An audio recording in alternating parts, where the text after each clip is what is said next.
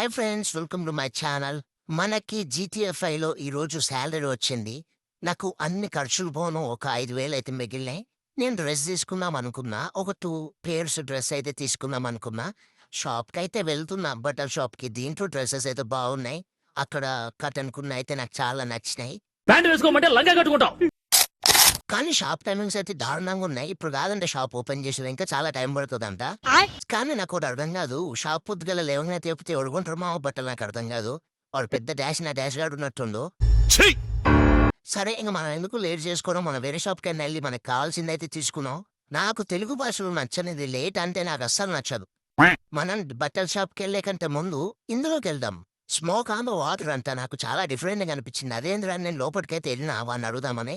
అటు ఇటు చూసిన కానీ అక్కడ బుక్కులు తప్పితే ఏళ్ళు మా ఆ గ్లాసులలో ఏమున్నాయో కలర్ వాటర్ అయితే పెట్టిళ్ళు.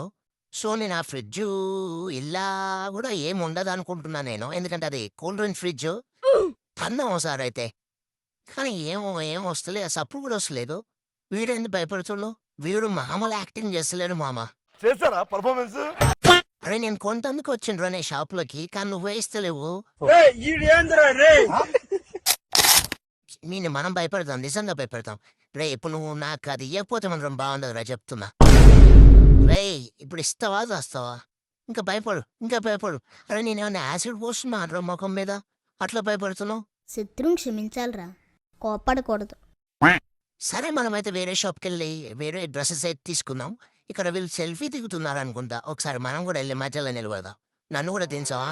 రే ఏంటి అలా వెళ్ళిపోతున్నావు? నా కాడ కూడా ఉంది ఫోను. ఈ పాడులోకి మనల్ని అర్థం చేసుకో ఫ్రెండ్స్. ఈ జీటీఎఫ్ఐలో మనకు ఒక ముద్ర వేసిర్రు క్రిమినల్ లాగా. సో ఆ ముద్ర మీదనే మనం బతకాలి. ఇప్పుడు నేను వేరేటోడిని ఇబ్బంది తన్నా కూడా అవతల భయపడుతున్నావు. ఎందుకో నాకు కూడా అర్థం కావట్లేదు. ఇందులో కూడా బాగానే ఉన్నాయి డ్రెస్సెస్, కానీ ఇది కూడా టైం కాలేదంట. పాపేంది డైరెక్ట్ బాత్రూమ్ నుంచి రోడ్డు మీదకి వచ్చింది. అమ్మ జర కొంచెం చిన్న వేసుకో అమ్మ తల్లి. సిగ్గులేదురా నీకు? డ్రెస్ చాలా చిన్నగా ఉంది. ప్యాంట్ వేసుకోవడం మర్చిపోయింది అనుకుంటా. కొంచెం మారండ్రా, అప్డేట్ కానరా ఏదైనా తమ్ముడు. ఓహో డ్రెస్సే అంతా. అయినా మనకెందుకులే, మన పని మనం చూసుకుందాం. నాకు బాగా ఆకలేస్తుంది. ఏమన్నా తిందామని బేకరీకి వస్తే బేకరీ కూడా క్లోజ్ చేసిర్రు. ఎందుకంటే టైం ఇంకా కాలేదంటే. టైం అయితేనే ఓపెన్ చేస్తారంట. 10:30 అవుతుంటే ఇంకా బేకరీ ఓపెన్ చేయకపోవడమేంద్రా దరిద్రంగా. ఇంకా రాడేర్రా వాడు. అబే సాలే. క్యాబ్ కొనుక్కుందామని ఇక్కడికి వచ్చినా, కానీ క్యాబ్ కొందామన్నా షాప్లో ఎవరు లేరు. ఎందుకంటే వాళ్ళు కూడా 10:30 తర్వాతకే వస్తారంట. ఇంత చేసే బదులు షాప్ ఓపెనింగ్ 10:30 అనే బోర్డు పెట్టుకుంటే అయిపోతుండే. కానీ ఇక్కడ ఉన్నతం షోయింగ్ చేసానికి వస్తారు, కొంతకు రారని అన్నాడు. నా కోపం వచ్చి కొట్టినా.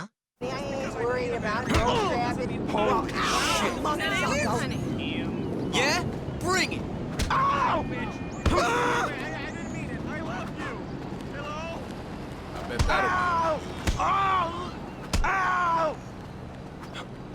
Hey, you're a real prick, you know that? Tell me you saw this shit. Oh my god. కానీ నేను విని కొట్టినందుకైతే పోలీసులు అయితే నా మీద కేసు ఫైల్ చేసిర్రు. ఇప్పుడు నన్ను నేను కాపాడుకోవాలంటే ఫస్ట్ నేను ఇక్కడి నుంచి ఎస్కేప్ అయ్యి మైకిల్ వాళ్ళ ఇంటికైతే వెళ్ళాలి. ఎందుకంటే మైకిల్కి చాలా సర్కిల్ ఉంది. మైకిల్ అయితే నన్ను కాపాడగలుగుతాడు. నేనైతే సేఫ్గా మైకిల్ వాళ్ళ ఇంటికి వెళ్ళైతే కేసుని అయితే సాల్వ్ చేసుకుంటా. మీరు కూడా మన వీడియో నచ్చితే సబ్స్క్రైబ్ చేయొచ్చు కదా. నేనైతే సేఫ్గా మైకిల్ వాళ్ళ ఇంటికి వెళ్ళి కేసు సాల్వ్ చేసుకుంటా. కానీ మీరు సబ్స్క్రైబ్ చేయడం మాత్రం మర్చిపోకండి. ఎవడు యాక్టింగ్ లాడి చేస్తున్నాడు, ఎవడు యాంగిల్ ఆడిది. సరేనా? ఉంటా మరి. నెక్స్ట్ వీడియోతో కలుద్దాం. బాయ్. ఆపండి, చూపించినంత వరకు చాలు, ఇంకా వెళ్ళిపోండి. అట్టకి